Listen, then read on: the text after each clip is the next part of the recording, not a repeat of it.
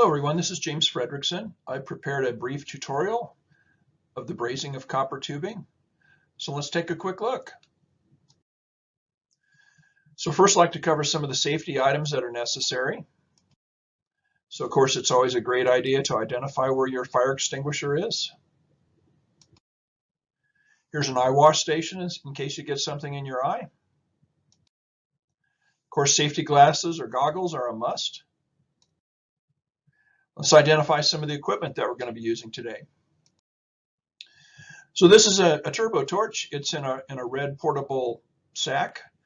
Right up here at the top, you can see a big dial indicator, and just down and to the right of that is the valve to turn the cylinder on.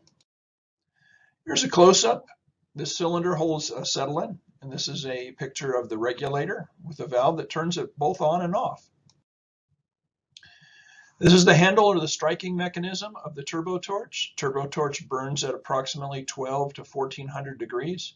This has a spark igniter in it, so you don't have to have one separate from it or try and light it with a flame. Here's a turbo torch lit. You can see that the flame is blue. It's very hot. This is a picture of a tubing cutter. It's made for cutting a variety of different sizes of copper tubing. Here's a close-up of it with a piece of copper tubing in the jaws. If you look down near the bottom, you can see the cutting wheel. If you look on the copper tubing itself, you can see it's kind of scribed a line. This is a deburring tool with a small piece of copper just to the left of it. This removes the burr that the tubing cutter creates on the inside diameter of the tubing. This is a wire brush for cleaning off oxidation and other foreign materials on the inside of copper tubing. Here's a picture of some abrasive cloth. It comes in a big roll. You normally cut off a little piece. This is a picture of a little piece of the abrasive cloth cut off.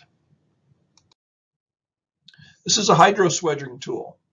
This tool is used to create fittings for copper tubing. If you look in the case, you can see the mandrel. There are several different mandrels. I count 1, 2, 3, 4, 5, 6, 7 different mandrels. And in the center is the tool itself. So each one of those mandrels will screw on the end of that hydro swedging tool. You can also see an open and close valve on the tool itself. Here's a close-up of that valve. If you want the swedging tool to be active, you want to close the valve, and you want the hydraulic fluid to pump through the cylinder. If you open it back up, it allows the hydraulic fluid to escape from the cylinder, and it allows you to remove the fitting from the top. This is one of the fittings that's been screwed on the top of the hydro swedger. This one is made for 1/2-inch pipe. If you look on the very left-hand side, you can see some little fingers kind of in a closed position. This is that same hydro swedger, but it's been opened all the way up, and you can see the fingers have expanded. So this expands copper. This will expand copper tubing on one end of it and allow you to create a female end, so you can join different types of copper tubing together. So let's begin with our brazing exercise. Good morning, everyone. This is James Fredrickson. I'll be your brazing instructor for the day. Today we'll be covering some of the basics of brazing with copper tubing. I'll show you how to use a hydro swedger. I'll show you how to properly sand both the inside diameter and the outside. I'll also be showing you how to anneal pipe and what happens when you don't anneal pipe. And then finally we'll get to the brazing portion of the lesson. So let's get started. So the first thing that I'd like to show you how to do is I'd like to show you how to cut copper tubing. Let me hold my tubing cutter up in case you didn't see it the first time I went over it. So this is a copper tubing cutter. It's got some rollers on it and a little handle that moves an abrasive wheel in and out. So what we're going to do is we're going to position our tubing cutter on this piece of tubing, and we're arbitrarily just going to cut a little bit of it off.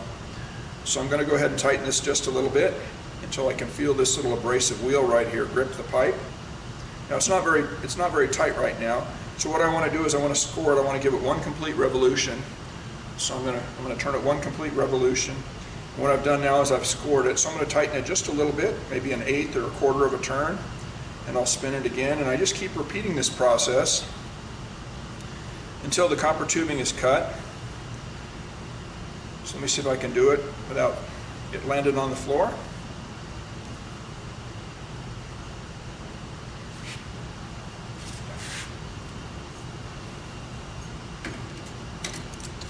voila, there's our piece of copper tubing. The next thing I'd like to show you how to do is I'd like to show you how to deburr it.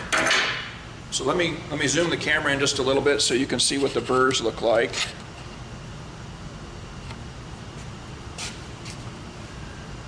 So on the inside diameter of this pipe, right around the perimeter where we cut it, there's a burr. And this is my deburring tool right here. And what I want to do is I want to place the deburring tool on the inside of the copper tubing, and then I want to spin it in a circular fashion, just like this. Of course, I need to do it much harder. So I'm going to zoom the camera back out, and you can watch me deburr a piece of copper tubing.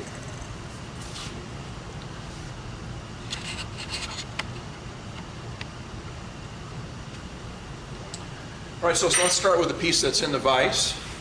So once again, I'm going to place the deburring tool on the inside diameter, and then I'm just going to rotate it.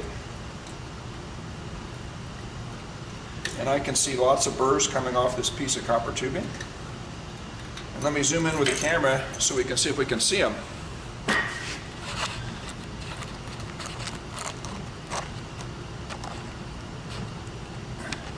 There, and if you look right near the end, you can see a little pile of copper burrs.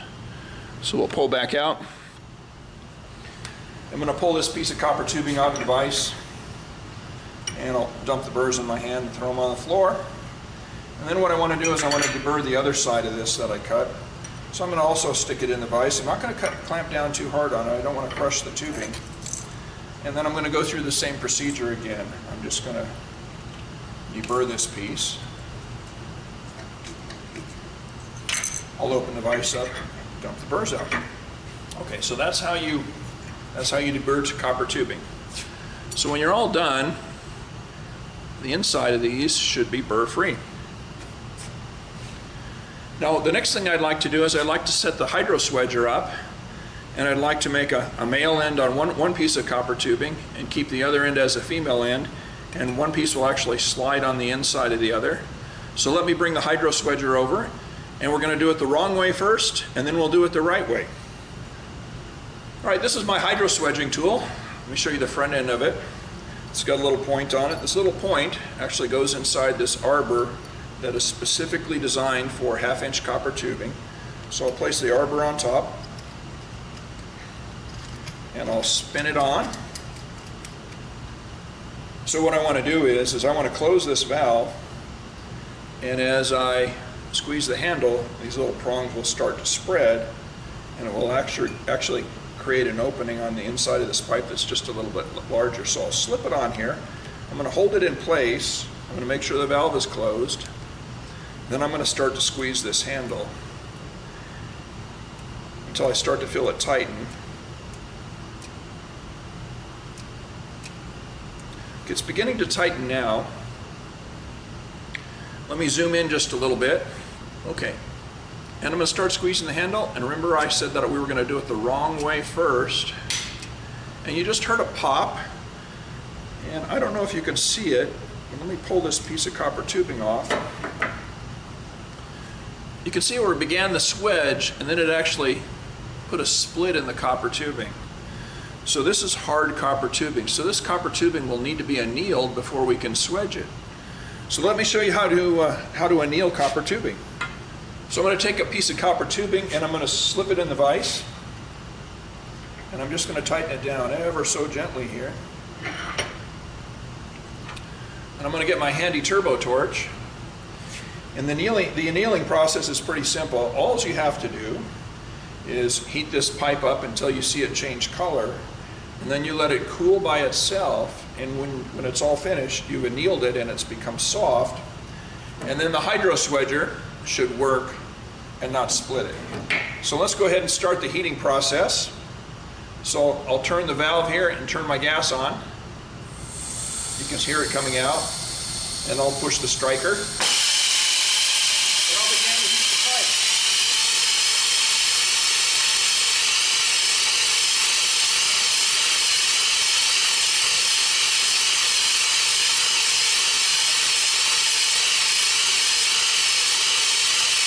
And we're looking for this cherry red color, and you can see the end of it right now. It's cherry red. We don't want to go much past that. will melt it. And there we go. So we're going to give that a moment or two to cool, and then we're going to come back and we're going to swedge it. Okay, my piece of top copper tubing is all cooled down now. You can see it's cool to the touch. And we're going to grab our hydro swedger one more time. Going to open the valve up and then we're going to close it. So now the valve is closed. I'm going to go ahead and place the swedging tool in here. And then once again I'm going to squeeze it until it starts to grip the pipe.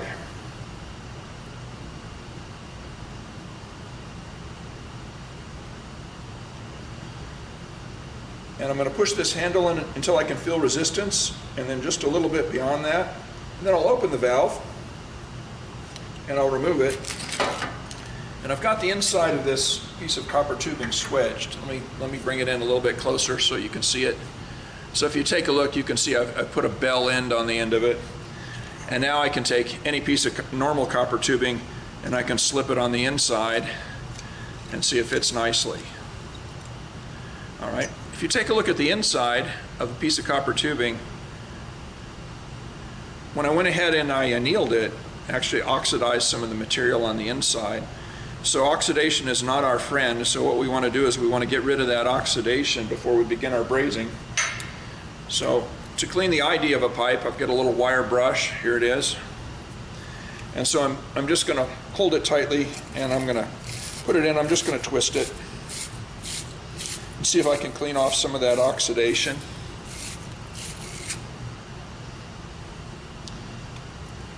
Try it one more time.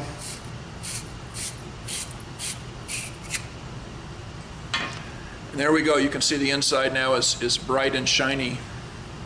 So this piece is ready to be brazed. So I'm going to stick this piece back in the vise.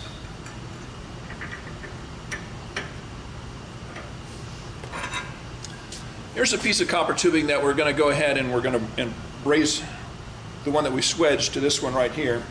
So I want to make sure that I've sanded it. So here's some emery paper, and if you wrap it around the outside diameter of the pipe, let's do the end that isn't already sanded. And I'm going to go ahead and just twist this. And what I want to see is I want to see clean, bright copper.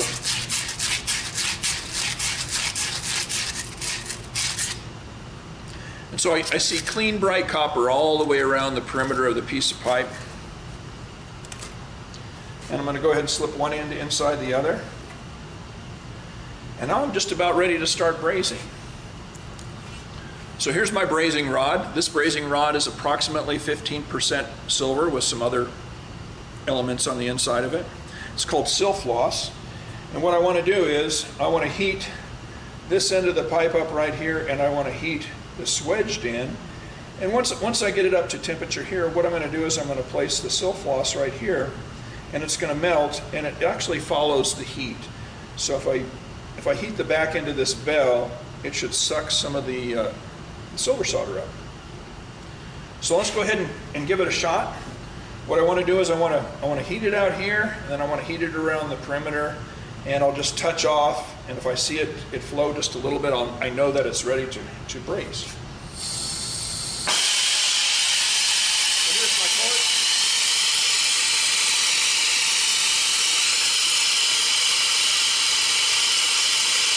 I'm going to look for a color change.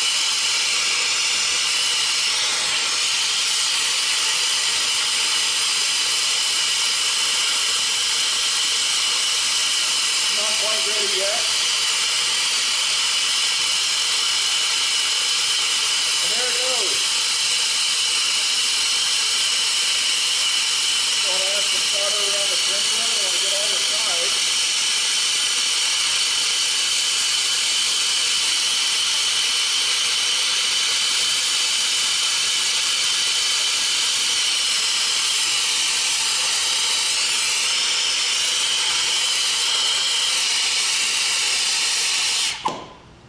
And there we go, we've silver soldered our first joint. You can use the term silver solder and braze interchangeably. Some people also use the term weld. Once you see the color just fade just ever so slightly, you can get a damp rag to kind of speed the process along. And you can set it on there. You can hear it sizzling. So let me wrap this pipe so we can speed things along just a little bit. A lot of people use gloves when they silver solder. A glove will help you a little bit, but it's a bit of a deterrent because you don't have the dexterity that you do when you don't wear gloves. So I'm going to open my vise up and kind of pull it out a little bit because the back end of this is hot as well and I wasn't able to cool it down.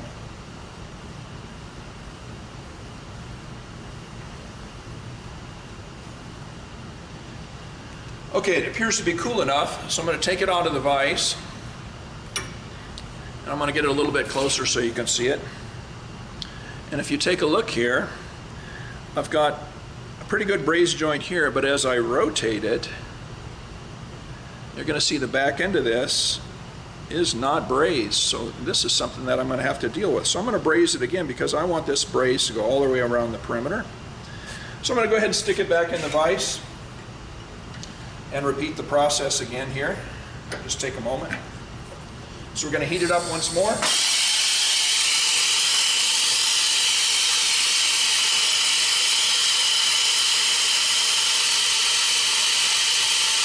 wait for it and look for that change in color. Once I've got some braze on there, I'll also see it turn shiny here in just a second or two. There it turns shiny, so I know it's really ready to go.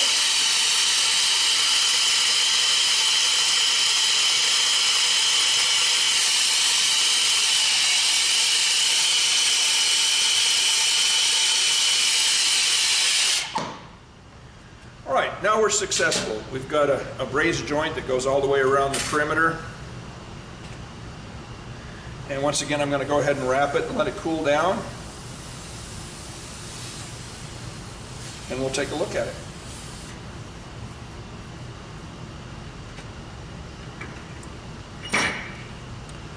Okay, so here's our braze joint. And this one looks quite a bit better. If I were to sand it, you'd probably be able to see it just a little bit better how it looks. Most people don't sand them. But what we're looking for is a uniform braze all the way around the perimeter, and we don't want to see any gaps or cracks in the tubing. And you can see that my braze is penetrated about this far. Some places it penetrates a little bit more than the other. I'd like to move on now to the practical brazing assignment that will qualify you for the TXV installation. So here are the materials that are going to be provided to each student: a length of 1/2 inch copper tubing, a length of 3/8 inch copper tubing, 4 1/2 inch copper elbows, and 1 1/2 inch copper tee. You'll also be provided with a print that is just like the shape that's shown on this slide right here. You're going to have to fabricate this shape. The shape has, of course, 4 elbows that go around the perimeter, a T kind of in the center. Off of the T comes a little short piece of 1/2 inch copper tubing, followed by a short piece of 3/8 inch copper tubing.